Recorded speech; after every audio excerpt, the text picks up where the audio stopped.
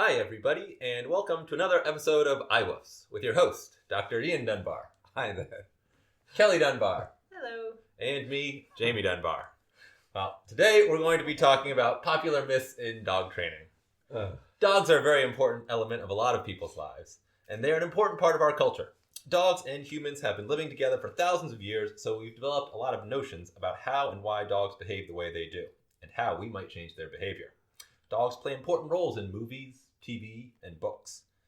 However, not all of these popular notions are entirely factual, and unfortunately, some of them are actually quite harmful. So, today we'll be talking about the most prevalent myths about dogs and dog training. So, what do you guys think are some of the most common dog training myths? Well, I think from the start, there's two things that really spring to mind. The first is you're talking about how dogs behave. There's a massive difference between what and why. What dogs do and why they do it. And I think a massive myth in dog training and the treatment of behavior problems is that why the dog is doing it is of overall importance, because usually it stops training. Like if someone presents to you a problem that the dog one day came in the living room and chewed up your shoes and then weed on your leg, always the answer at the end, why did he do that? And it's not the question I would ask. I would say, how do we teach him not to do that? How would you phrase it as a myth? Because people believe it's so important. They absolutely believe. I would say it's the myth of intention. Yes, there you go. Kind of like Jeopardy. In the form of a myth, please. Right. not in the form of a rambling discussion on. That's what we're here for. A real big myth in dog training is that why the dog's doing it is important. Right. And I think in the professional world, this is just paramount. It seems to me the more education you have in dog training, the more degrees after your name, you're absolutely, transfixed on this. We've got to classify the problem. And at the end of it, they don't do anything about it. They just say, well, the dog's doing this because he's worried, he's upset, he's anxious, it's territorial aggression, or of course dominance, which is a huge... Well, that's all. So, I would call that maybe a whole segment on labeling. That's what just labeling. Labeling. Of course. Labeling. And that's not a myth. That's a fallacy. No, It's that's actually, what I'm saying. That's a different episode, perhaps. Like it's actually called, the nominal fallacy, that you think by labeling it, you understand it. And regardless of whether you understand it or not, which is probably not true, you've got to train the dog.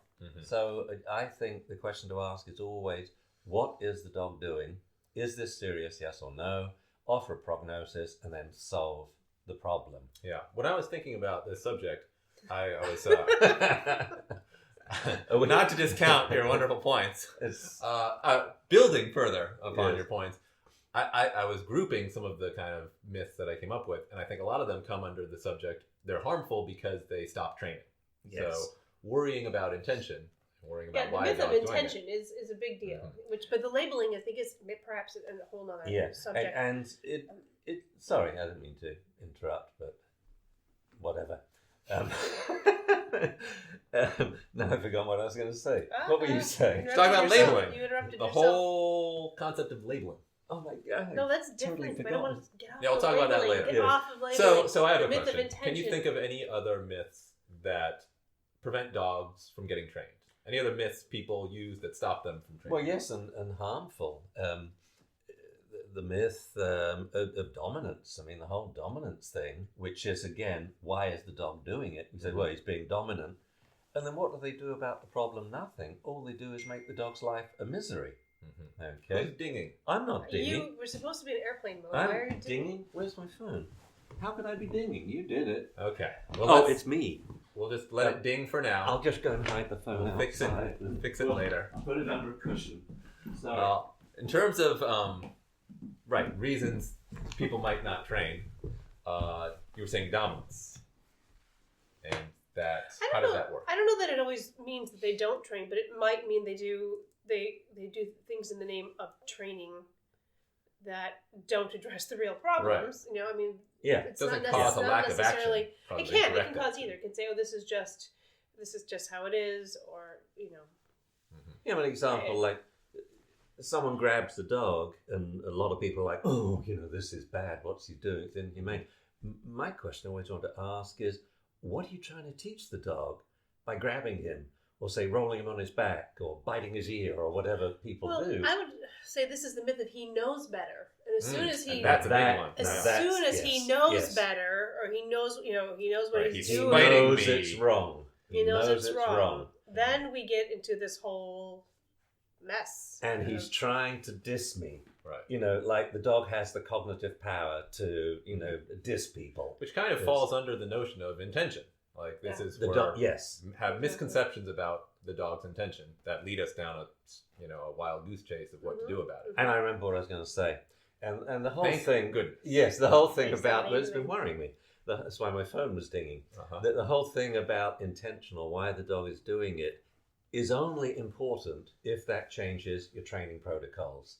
And for me, there's only one change in my training protocol, and it's if the dog is fearful or anxious. Otherwise, I'm just going to solve the problem. So if the dog is jumping up, let's train him to sit when greeting people. If the dog's barking or growling at you, let's teach him to shush and build up his confidence. Yeah, as I say, and build up his confidence. But so otherwise, the treatment protocols, I always do the same thing with every problem. Right. And I can remember, I was at a conference and got into a terrible, not an argument, but I said this, and there was a veterinary behaviorist on the panel, and she went crazy. Like, you're saying you do the same thing. Well, I would like to see that. I said, well, come and watch. For every dog that bites, I do the same stuff. Unless the bite is serious. Right. And unless I think, it's fear-based, which is 90% of the time, which is why I do the same stuff. So if the person who thinks their dog knows better, we are here to dispel myths. So we need to explain that the dog generally doesn't know better, but actually just doesn't know. Right? That's beautifully said, Kelly. And I mean, so the myth is the dog is being intentionally spiteful or blowing you off. And it's not that animals can't make a decision, and it can be the decision that you didn't want them to make that's entirely true. So we can't say that's a myth. A dog could say squirrel or come, and can make the decision to go with the squirrel, even knowing what come, knowing what it means, having a good recall, even in spite of having a good recall. So it's not that a dog can't make a decision to blow you off, I guess, but that most of the time in training, when a person thinks the dog knows better, there's a giant gap in the training, in the practice of training and the real life application, at the very least. Repetitions. In the case of a blow off, even one could say there's not enough repetition or not enough motivation, which always falls on the trainer. Or we haven't explained how important it is, which I think is a very important thing to explain to a dog. But I think you hit the nail on the head when you said the dog doesn't know, well, who's meant to teach him? And I love to give human examples where people can then empathize with the dog. So one of my favorites on stage, I invite someone up from the audience and there's a row of chairs and I say, oh, will you sit down? And when they sit down, I scream and go, no, what are you doing? Pull them off the chair. And then I say, sit down. So, of course, I'm angry because they've got it wrong. They know what I said. They got it wrong. I tell them to sit down again. Then this time I pull them off the chair, and their eyes go wide and we have a safety signal. And I say, well, what did I want you to do? And you said, well, you told me to sit down. And then you got real nasty. I said, no, I want you to sit on your chair. So the analogy with a puppy is where to pee. In this room, 100 different places. He pees in a place that's wrong, and the owner gets angry, and all they're teaching the dog is now don't pee when the owner's around. Or don't do anything. Yeah. To what be inhibited. They should be teaching the dog is where to pee, what to chew, when to bark, and to be promptly and reliably compliant on obedience commands. Yeah, we humans tend to really lump everything into one big piece. For the dogs, they need it broken down. So you can say the same even with a basic sit command. What is sit? It is not just sitting your butt down. It's not your butt just touching the ground. It's not just. It's where, when, how quickly, and what prompt. And for how long. And we just tend to think it's just sit, and we've taught them sit. Well, most of the time we have not broken it down and taught them all of the components to that exercise. That and then, sit means no matter where you are, what's going on, right whatever away, body within position you're 3 in, seconds, sit right away. whether you're facing me, whether there's a circus going on, whether I have a cookie or not. But that's a lovely and not one. to get up. Yeah, the whole facing thing, I love in my sit test, where I'll take the dog's leash, have the owner turn their back, they ask it to sit, it doesn't sit. 5 times over, I have them repeat it, and I say, turn around, ask your dog to sit, it does it immediately. Then we repeat that, so that everyone in the audience sees it and laughs. And I say, well, why didn't the dog sit? I actually do the why question. And everyone in the audience is convinced he just doesn't understand it when your back is turned. Mm-hmm. And then the kicker is, well, if I've just shown your dog's not being disobedient or dissing you, that he just doesn't understand what sit means if your back is turned, why do you expect him to sit if his back is turned and he's 30 yards away chasing a rabbit? Mm-hmm. That's when they get angry and scream, which of course is not conducive to a good recall if you're saying, come here, you bad dog, you know, stuff like that. But that also goes to the second piece of what I was saying earlier, which is a dog generally doesn't have a complete picture of what the exercise and expectations are. Mm-hmm. So they actually don't know better, or know it, you know. Right. But even when they do, if they're not compelled to do it, then you still haven't done your job as the trainer and the motivator and the teacher. You know, it's one thing to explain an exercise; it's another to make it motivating and compelling, especially in the face of other competing interests, right? You know, so even with a little kid, you could have the same kind of problem. Yeah. Right. A little kid might know how to sit down and eat their cereal in the morning, but you know, you take them to a party or to a restaurant and they may not be able to contain themselves to sit in this new exciting environment. Yeah. And it's not that they don't know how to sit and eat, it's that they haven't practiced it in that scenario, or it's just they're just simply too distracted. They're not at restaurant level sit yet. Mm-hmm. Yeah. You know? Yeah, I think there's also layers of the onion when it comes to pet dog training. That the biggest thing, I think, is the dog just simply doesn't understand. The dog doesn't know it. Otherwise, why would he intentionally annoy someone who's his best friend? Mm-hmm. When we're teaching people... Because he's being dominant. Of course, yeah. When we're teaching people, the other thing is, I think, the trainers make the assumption the owners know it. And the trainers forget the enormous value of their experience and expertise.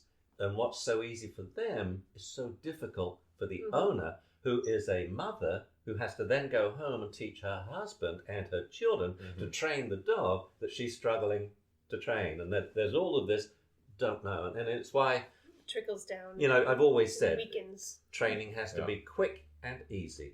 Quick and easy. If it ain't quick, the owners aren't going to do it. If it's not easy, they can't do it. I think we have to change the title of this piece, though, to one myth. One myth, yes. One major myth in dog training. And this myth is the myth of the dog does intention and misbehavior.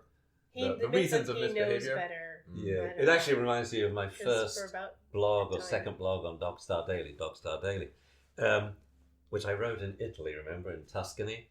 And it was that the dogs don't, you know, why dogs do what they do is not the question. We should always ask, what are they doing, and get a prognosis, because we never know why the dog's doing it. We never know what it's thinking or feeling any more than we know what your wife is thinking or feeling, you know, or baby Lily. We don't know what another human's thinking or feeling.